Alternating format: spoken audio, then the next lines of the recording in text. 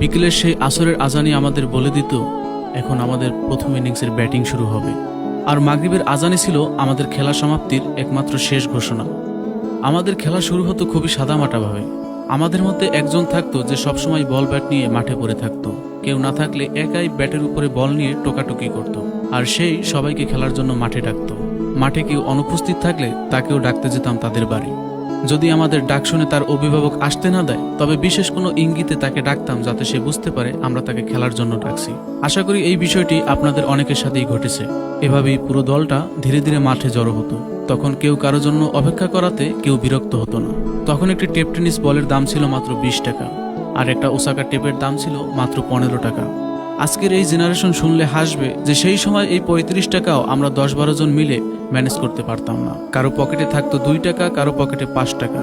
এভাবে মিলিয়েও 10 টাকার শর্ট থেকেই যেত। অতপর একজন বড় ভাই 10 টাকা বের করে দিত পকেট থেকে, আর সেই বড় ভাইয়ের 10 টাকার অনুদান ছিল আমাদের কাছে 1000 কোটি টাকার মতো। এই খেলার মাঠে আমাদের কাছে সবথেকে বড় দুঃসংবাদ ছিল বলটি হারানো গেছে কিংবা বলটি ফেটে গেছে। বল যদি কখনো কচুরিপানার ডোবায় পড়ে যেত, তবে পানিতে নেমে পড়তাম খোঁজার জন্য। সবার জায়গা থেকে সর্বোচ্চ চেষ্টা করতাম এই বলকে খুঁজে বের করার জন্য। ঝোপের আড়ালে বল লুকিয়ে গেলে তখন কাটার ভয় করতাম না, কারণ আমরা জানতাম এই বলটা যদি আজকে হারিয়ে যায় তবে আজকের দিনের মতো খেলা এখানেই শেষ। আবার 35 টাকা দিয়ে বল কস্টিপ কিনে খেলা, সেটা আমাদের কাছে ভীষণ কষ্টসাধ্যই ছিল। কিন্তু সেই বল হারানোর ভয়টাও নেই, সেই আনন্দটাও আর নেই। আমাদের মাঠগুলো ছিল একদম সাদামাটা। আমরা কখনো খেলেছি ফসলের মাঠে, আবার কখনো খেলেছি সেই হিজলতলার মাঠে কিংবা সুপারি বাগানে। সেই সময় আমাদের স্টাম্প ছিল বাঁশের কঞ্চি কিংবা ইটের সারি অথবা গাছে নির্দিষ্ট করে দেওয়া সেই অংশটুকু। আমাদের ব্যাটের বর্ণনা করলে শেষ করা যাবে না। একটি ব্যাটে পেরেকের উপরে পেরেক দিয়ে তার উপরে প্লাস্টিক রশির বাঁধ, এবং সেই ব্যাট দিয়ে যখন ছক্কা হাঁকাতো কেউ, তখন চিৎকারে পুরো মাঠ কেঁপে উঠত। যখন কেউ আউট হতো তখন আমাদের ভিতরে কারাকারি লেগে যেত কে কার আগে নামবে। আবার দুর্ভাগ্যবশত কোনো ছোটদের হাত থেকে যদি ফিল্ডিং মিস হয়ে যেত, তবে বড়রা তাদের প্রতি রাগও হতো। কিন্তু পরের ওভারেই সে যদি কোনো উইকেট পেত, তবে সেই বড় ভাই বলে উঠত, হ্যাঁ এটাই চাইছিলাম, এই বলটাই কর। তবে আফসোসের কথা, সেই বলটা আজ অনেকদিনই করা হয় না। এই খেলা চলাকালীন সময় অনেক মুরব্বীরা আমাদের দিকে তেড়ে আসতেন, কারণ এই খেলার মাঠের জায়গাটা ওই মুরব্বীর। সে এসে বলতো, এই মাঠে খেলবি না, আমার ফসল নষ্ট করবি না, এখানে এত চিৎকার কিসের। আমরা ভয় পেতাম, চুপ হয়ে যেতাম। কিন্তু আমরাই সেই বেহায়া প্রজন্ম ছিলাম, ওই মুরব্বী চলে যাওয়ার পরে আবার সেই নির্লজ্জের মতো সেই মাঠেই খেলতাম। তবে আজকের ছেলেমেয়েরা জানে না গোল্লাছুট, ডাঙ্গুলি, লাটিম ঘুরানো কিংবা সাতচারা এগুলো আবার কি ধরনের খেলা। ওরা জানে এখনকার আধুনিক ডিভাইসে স্কোর তুলতে, কিন্তু ওরা জানে না হারার পরেও কিভাবে আমরা একসাথে বসে হাসতাম। ওরা জানে না ধুলোমাখা মাঠে আমাদের সেই বন্ধুত্বের কথা। আজ চাইলে একাই দোকানের সব বল কিনে দিতে পারি, আজ চাইলে ওসাকার কস্টিপের ডজন কিনতে পারি, কিন্তু এই মাঠের সেই মানুষগুলোকে আর কখনোই একসাথে পাওয়া যাবে না।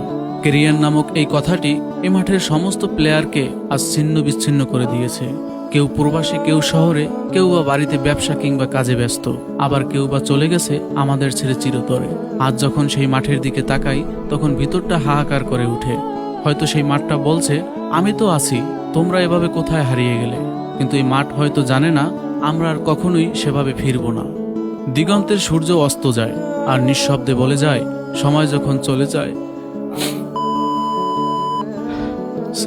সময় যখন চলে যায় তা আর কখনোই ফিরে আসে না। পরিশেষে মহান রবের দরবারে বলবো, আল্লাহ, তুমি আমাদেরকে এমন একটি শৈশব দিয়েছিলে যেটা আজও আমাদের স্মৃতির পাতায় স্বর্ণাক্ষরে লেখা থাকবে, যেটা আজও আমাদের হৃদয়কে নাড়া দিয়ে যায়।